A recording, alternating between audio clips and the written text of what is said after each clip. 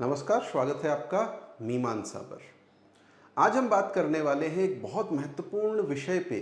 और ये विषय ऐसा है कि जिस पे लोग बहुत बात नहीं करते, लेकिन आने वाले 5 से 10 सालों में दुनिया का भविष्य यही विषय निर्धारित करेगा। इतनी महत्वपूर्ण बात है। हम बात करने वाले हैं आर्टिफिशियल इंटेलिजेंस के बारे में। और भारत में क्या हम कहीं पीछे तो नहीं छूट रहे हैं आर्टिफिशियल इंटेलिजेंस के विषय में, ये चर्चा इस वीडियो का विषय रहेगी। तो सबसे पहले तो आर्टिफिशियल इंटेलिजेंस है क्या? हिंदी में आप कृत्रिम बुद्धि कह सकते हैं।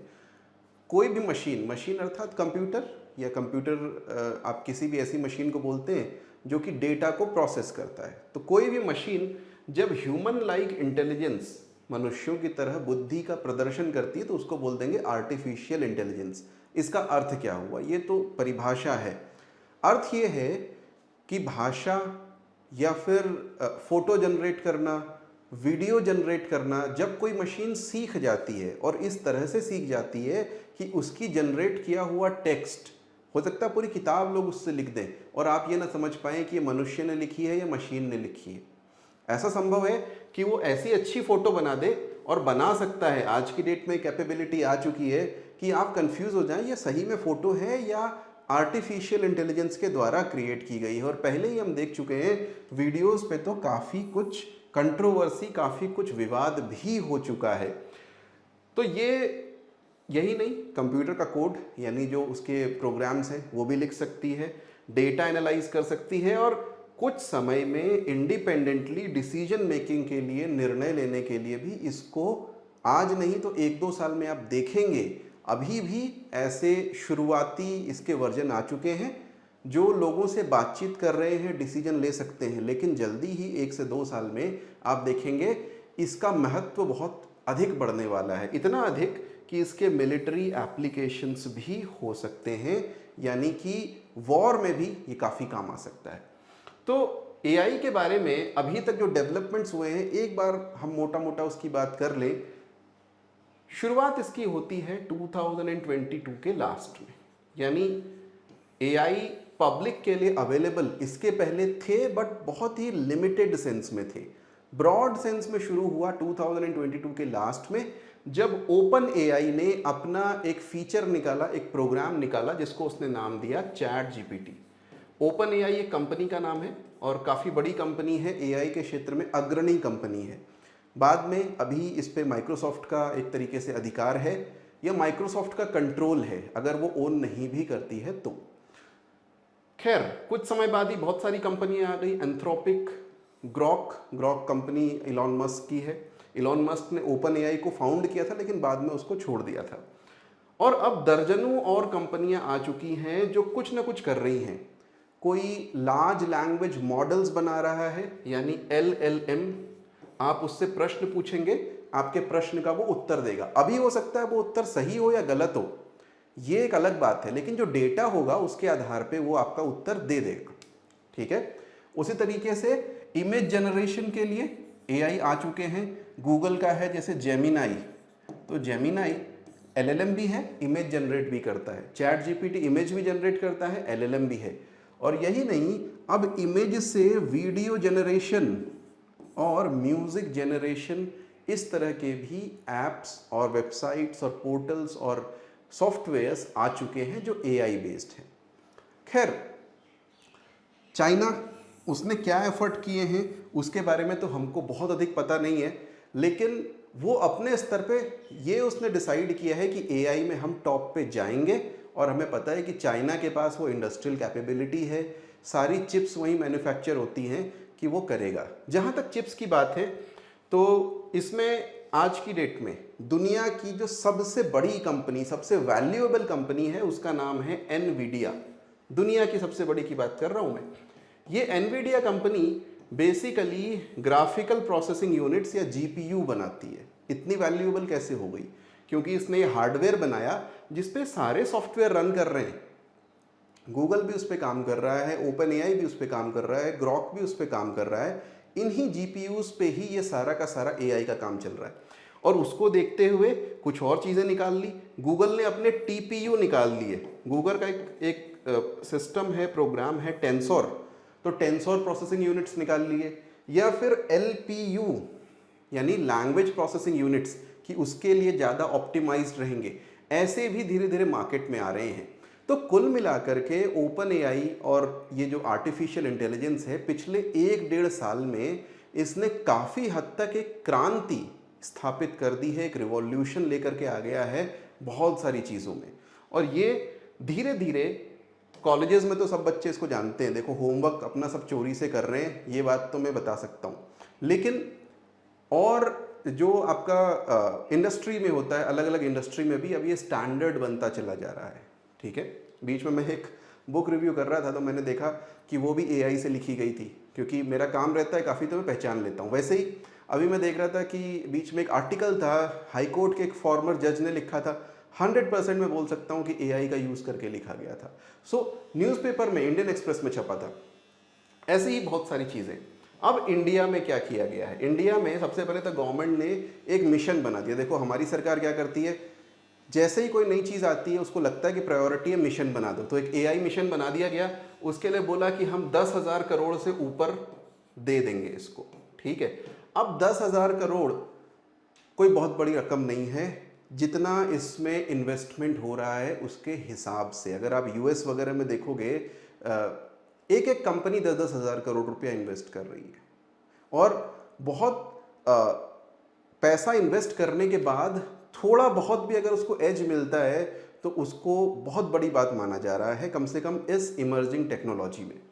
नाउ कौन कौन से पोर्टल से, एक इंडिया एआई पोर्टल बनाया। इंडिया में एआई में क्या क्या हो रहा है, आप इस पोर्टल पे जाइए, सरकारी वेबसाइट है, आपको पता चल जाएगा कि भैया कौन सी नई चीज़ें आ रही हैं, कोई नया एआई कंपनी खुल गई है, जो भी न्यूज़ होती है वहाँ वो एग्रीगेट करके रख देते हैं। That is a single window system type का पोर्टल। भाषिणी नाम का एक सिस्टम बना दिया है सरकार ने, आप भी जा करके इसमें योगदान कर सकते हैं। उसका कहना है कि हमारी जो भाषाएं हैं, 22 भाषाएं, ये आपस में एक दूसरे से समझें, इसके लिए हम एक सिस्टम डेवलप कर रहे हैं ताकि एआई का ये एक अच्छा यूज़ केस हो सके। अब मुझे नहीं पता इसकी ज़रूरत भी है कि नहीं, क्योंकि चैट जीपीटी में आ चुका है, अभी उसका जो डेमो आया था, आप 2 अलग अलग भाषाओं में बात करो, वो आपको ट्रांसलेटर का काम करके समझा भी देगा। ठीक है, तो हो सकता है कि ये एफर्ट डुप्लीकेशन हो या फिर ना हो, थोड़ी देर में उसकी बात करेंगे। देन कॉन्फ्रेंसेज और समिट्स, सरकारी बाबू हैं तो उनको कॉन्फ्रेंस और समिट करनी है। अभी जुलाई में समिट है, उसके पहले कॉन्फ्रेंस थी लास्ट ईयर। काम कुछ हुआ हो ना हुआ हो, फाइलों का पेट जरूर भरना चाहिए, तो ये काम हमने अच्छा किया है। प्राइवेट एफर्ट्स भी कुछ कुछ हुए हैं, जैसे आप कभी सुनोगे कृत्रिम, ये ओला के जो ओनर हैं उनने शुरू किया हुआ है। कृत्रिम के साथ साथ ही अभी हाल में मैं देख रहा था, हनुमान नाम का एक एआई है, किसी ने बनाया है, और वो भी कुछ ऐसा ही है कि हम लैंग्वेज को इधर से उधर ट्रांसलेट करेंगे। बट इतना कैचअप नहीं कर पाए इंडिया में अभी भी। अगर जो कोई एआई यूज़ कर रहा है तो या तो जेमिनी यूज़ कर रहा है या फिर चैट जीपीटी यूज़ कर रहा है, रादर देन दीज। तो क्या ये इनफ है? मैं एक पिक्चर आपको दिखाना चाहूँगा, ये एक फ़ोटो है। इस फोटो को आप देखेंगे, इसमें बड़े बड़े जो पंखे दिख रहे हैं ना, और इसको कंपेयर करो इस कार की साइज से। ये कार है यहाँ पे और ये पंखा है, ठीक है, यहाँ ये बड़ा सा ट्रक है, तो और ये तीसरी मंजिल पे है, राइट। तो ये जो बड़े बड़े पंखे हैं, इलॉन मस्क ने अभी ये ट्वीट किया और बताया कि मैं ये पंखे लगा रहा हूँ, ये मेरी कूलिंग यूनिट है जीपीयूज को ठंडा करने के लिए। 500 मेगावाट की पावर वहाँ पे वो कंज्यूम होगा, जो पूरा सिस्टम बना रहा है टेक्सास में। 500 मेगावाट में पूरा शहर चल जाता है एक ठीक ठाक साइज का। ठीक, तो कुल मिलाकर के एक फैसिलिटी पे इतना इन्वेस्टमेंट हो रहा है, तो हम भारत में तो ऐसा नहीं देख रहे हैं ना। एआई कंपनी इलॉन मस्क क्या कर रहा है, सॉफ्टवेयर पे काम कर रहा है, हार्डवेयर खरीद रहा है। He is not making hardware. Software पे, सिस्टम्स पे अगर इतना खर्चा हो रहा है तो हार्डवेयर पे कितना खर्चा होगा, ये आप सोच लीजिए। और अब आप अंदाजा लगाइए कि क्या हम पर्याप्त कर रहे हैं या कहीं हम पीछे तो नहीं छूट रहे। कृत्रिम, हनुमान वगैरह मैंने बताया इतना यूज में नहीं है, और नहीं वो उस लेवल के एडवांस्ड हैं, क्योंकि हम तब जगह जब ओपन एआई ने अपना रिलीज कर दिया। ऐसा नहीं कि ओपन एआई पहला था, 10 साल से इसकी बात चल रही है। 10 साल पहले, उससे भी पहले आईबीएम का एक सिस्टम था जिसका नाम था वॉटसन, और वो खबर मुझे याद है 10-15 साल मैंने पढ़ी थी पहले, कि वॉटसन जो क्वेरीज आंसर कर रहा है वो डॉक्टर्स और लॉयर्स को भी बीट कर दे रहा है। अभी भी वॉटसन जो है वो उन्होंने पब्लिक डोमेन में निकाला नहीं है, केवल अपने पेड सब्सक्राइबर्स के लिए वो लोग रखते हैं, IBM वाले। तो हम तो अब जगे हैं, अब हमने काम करना शुरू किया है, गवर्नमेंट के कुछ एफर्ट्स हैं, लेकिन कई जगह डुप्लीकेशन है और मुझे नहीं लगता कि बहुत इफेक्टिव एफर्ट्स अभी तक हमको देखने में आए हैं।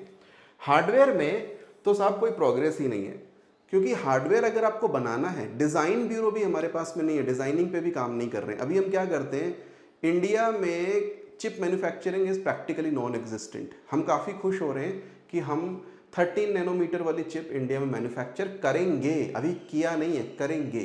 Perhaps after a few years जब मिक्रॉन टेक्नोलॉजी या बाकी कोई टेक्नोलॉजी आकर के यहाँ पे अपना प्लांट लगा देगी। वो लगा रही थी तो अभी HD कुमारस्वामी का बयान आता है, जो हमारे माननीय मंत्री जी हैं, कि बताइए इतना ज़्यादा खर्चा करने की क्या ज़रूरत है। 3 करोड़ रुपया आप खर्चा करेंगे तब जाकर के एक जॉब उसमें मिल रही है, वो भी गवर्नमेंट सब्सिडी दे रही है, राज्य सरकार केंद्र सरकार सब्सिडी दे रही है। अगर इस तरह की सोच है तो हमें भूल जाना चाहिए कि भविष्य में भारत को विश्व गुरु तो क्या, मतलब विश्व में एक इज्जतदार, एक सम्माननीय राष्ट्र का दर्जा भी कभी मिल सकेगा या नहीं मिल सकेगा।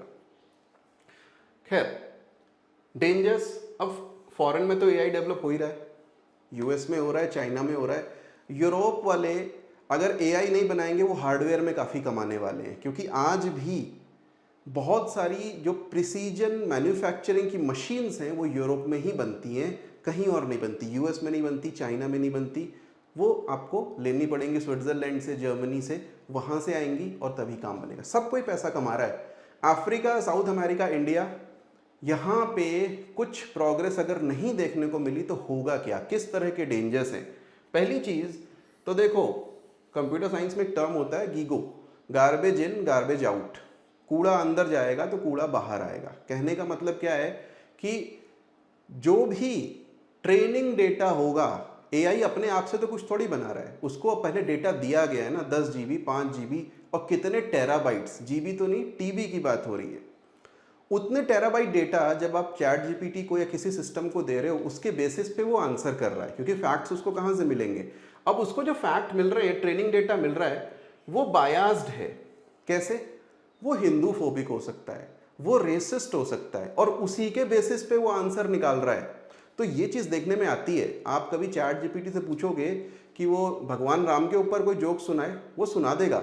अल्लाह के ऊपर जोक सुना के दिखा दे, वो नहीं दिखाएगा। क्यों? क्योंकि ट्रेनिंग डेटा में उनके बायस है, और वो जो आंसर्स भी कर रहे हैं ना, उसमें भी उन्होंने लिमिट्स लगाई हुई। तो ये foreign AI, this is just an example.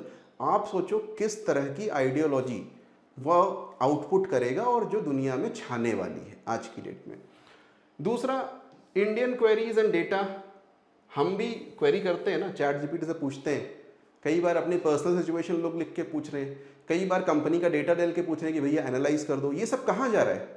US में जा रहा है। कैसे जा रहा है?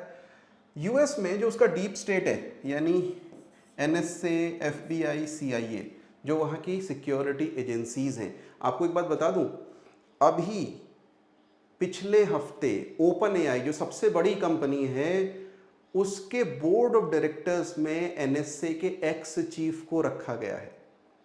अब NSA के एक्स चीफ का वहाँ पे क्या काम है? उन्होंने कहा हम सिक्योरिटी, साइबर सिक्योरिटी की बात करेंगे। अरे वो तो यार 60 साल 70 साल का बुढ़ा होगा, उसे क्या आपको पता है कि साइबर सिक्योरिटी होता है? उसे कुछ नहीं पता। उसे बस इसलिए रखा गया है क्योंकि गवर्नमेंट ऑफ अमेरिका US से जो है ना, वो हर जगह टैब रखती है, हर कंपनी में, कि क्या हो रहा है, कैसे हो रहा है। अगर कोई बेनिफिट है किसी का, अगर अमेरिका को एज मिल सकता है, अमेरिकन मिलिट्री को एज मिल सकता है, वो छोड़ते ही नहीं है उस चीज़ को। And definitely this will be used for snooping. लोगों की बातें सुनने के लिए, लोगों की बातें जानने के लिए इसको यूज़ किया जाएगा। ये 100% गारंटी है। ठीक है, जाएगा ही जाएगा। Then the danger of being left behind. अब 17th 18th सेंचुरी में क्या हुआ? यूरोप में इंडस्ट्रियलाइजेशन हुआ, इंडिया में नहीं हुआ, आज तक नहीं हो पाया। अभी क्या है? डिजिटल रिवॉल्यूशन आई है अभी, यानी 20-30 साल पहले इंटरनेट में आज भी टॉप 10 कंपनीज में कोई इंडियन कंपनी नहीं है। इंडिया सबसे बड़ा कस्टमर है इंटरनेट का, इंडिया में सबसे ज़्यादा पॉपुलेशन है, लेकिन यूट्यूब इंडिया का नहीं है, गूगल इंडिया का नहीं, अमेजन इंडिया का नहीं, फेसबुक इंडिया का नहीं, ट्विटर इंडिया का नहीं, कोई भी बड़ी कंपनीज उठा लो, उसमें इंडिया की नहीं है। और ऐसा कोई बड़ा कंट्री नहीं है जिसकी अपनी कोई टॉप की वेबसाइट ना हो। चाइना का तो अपना पूरा इकोसिस्टम है, रशिया का अपना पूरा इकोसिस्टम है, वो गूगल फेसबुक पे डिपेंडेंट नहीं है, वो व्हाट्सएप पे डिपेंडेंट नहीं है। यहाँ तक कि इंडोनेशिया भी ट्राई कर रहा है कि उसका अपना इकोसिस्टम हो। टॉप 10 वेबसाइट्स में देखोगे ना तो इंडोनेशिया की भी वेबसाइट मिल जाएगी, जापान की वेबसाइट मिल जाएगी, इंडिया की कोई वेबसाइट नहीं है। तो हमारा जो डिजिटल इकोसिस्टम है ना, हम क्रिएट करते रहते हैं कि हाँ चलो, जैसे ये वीडियो यूट्यूब पे आ रहा है, लेकिन अगर इंडिया का यूट्यूब होता तो और अच्छा होता। तो इसी तरीके से यहाँ भी हम पीछे छूट जाएंगे और ये होने वाला है। डिजिटल कोलोनाइजेशन की शुरुआत यहीं से होगी, क्योंकि सारा डिजिटल डेटा जिसके पास में होगा, he will rule the digital world. और हम क्या हैं, हम केवल यूजर्स हैं। और फ्री यूजर्स जो होते हैं वो प्रोडक्ट होते हैं, वो अपने आप में प्रोडक्ट हैं, वो यूजर नहीं है, कस्टमर नहीं है, क्योंकि आप कुछ पे नहीं कर रहे हो। ठीक है, आपका जो पर्सनल डेटा है that is the product. Jobs पे जो असर पड़ेगा वो पड़ेगा। अब देखो, लोग कहते हैं कि एआई आएगा तो एआई में जॉब्स भी तो क्रिएट होंगी, जो जॉब जाने वाली हैं। भाई साहब, वो जॉब्स इंडिया में नहीं क्रिएट हो रही।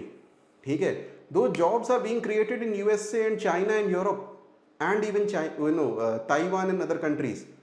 भारत में सिर्फ आप क्या कर रहे हो, एआई पे रैपर लगा दे रहे हो। रैपर मतलब आपने लिया चैट जीपीटी, उसके बाहर से उसका ब्रांडिंग चेंज कर दिया, बोला ये है हमारा AI. That is not creation of jobs. ये करोगे भी तो चिंदी चोरी वाली छोटी छोटी जॉब्स बढ़ेंगी, बड़ी जॉब्स इसमें नहीं आने वाली हैं जब तक हम भारत में सॉफ्टवेयर या हार्डवेयर, और हो सके तो दोनों में तगड़ा इन्वेस्टमेंट ना करें। Right, so these are the dangers, ये खतरे हैं। तो करना क्या चाहिए? पहली चीज, फोकस्ड एफर्ट्स। ब्लैंक चेक दो कि भैया जितना खर्चा करना है करो, हमको एक इंडिजिनस एआई चाहिए, स्पेशली जो इंडियन लैंग्वेजेस में काम करे, हिंदी में काम करे, कन्नड़ा में काम करे, तमिल में काम करे, असमीज में काम करे, गुजराती में काम करे, ताकि भारत के चप्पे चप्पे में जो पॉपुलैरिटी हो वो भारतीय भाषा में भारतीय कंसेप्ट्स की हो, न कि हम वहाँ के कंसेप्ट और वहाँ का कल्चर और वो विचारधारा लेकर के सब जगह फैले। पहली चीज़ तो ये। और इसके लिए इतना महत्वपूर्ण है कि मैं कहता हूँ अनलिमिटेड पैसा दे दो, नियर अनलिमिटेड पैसा। ब्लैंक चेक दो, $10 बिलियन, $20 बिलियन, जितना लगता है, फर्क नहीं पड़ता। अभी जो भारत में आया था Sam Altman, head of OpenAI, तो किसी ने बोला कि हम इंडिया में एआई बनाएंगे, तो वो हंसने लगा, बोला आप नहीं बना सकते। ठीक है, और ये बात सही है, बिना इन्वेस्टमेंट के हम नहीं बना सकते हैं। क्यों? क्योंकि हमारे पास में न ह्यूमन रिसोर्सेज हैं। इंडिया के जो इतने अच्छे अच्छे ह्यूमन रिसोर्स हैं सब यूएस में काम कर रहे हैं। हमारे पास बहुत अच्छे, आप कहोगे कि हार्डवेयर मैन्युफैक्चरिंग भी नहीं है, और पैसा भी नहीं लगा रहे हैं कि ह्यूमन रिसोर्स बाहर से ही लेकर के आ रहे हैं। यूएस की खास बात क्या है, वो इंडिया, चाइना, सब जगह से ह्यूमन रिसोर्स लेके आएगा और अपने यहाँ क्रिएट कर देगा कोई चीज़। ये चीज़ हमें भी ट्राई करनी चाहिए। इसके लिए कितना भी पैसा लगे, this is too important to lose track of. Secondly, private जो भी एफर्ट कर रहा है, ठीक है, कोई बात नहीं। हम कहते हैं छोटा सा एफर्ट होगा ना, उसको बोलो कि भैया तुम हिंदी में करो, तुम गुजराती में करो, और उस एफर्ट को टैक्स फ्री कर दो कि भाई तुम करो। और अगर तुम्हारा ये सक्सेसफुल होता है तो जो सब्सिडी मिल रही है, फिलहाल तुम्हें कोई टैक्स नहीं देना। ऐसे ही कुछ ना कुछ इंकरेजमेंट देने पड़ेंगे, वरना इस रेस में अगर पीछे रह गए तो बहुत सालों तक भारत को फिर से पछताना पड़ेगा। विश्व गुरु बनने का जो सपना है वो पूरा नहीं हो पाएगा। Thank you very much. I will see you again. Bye bye.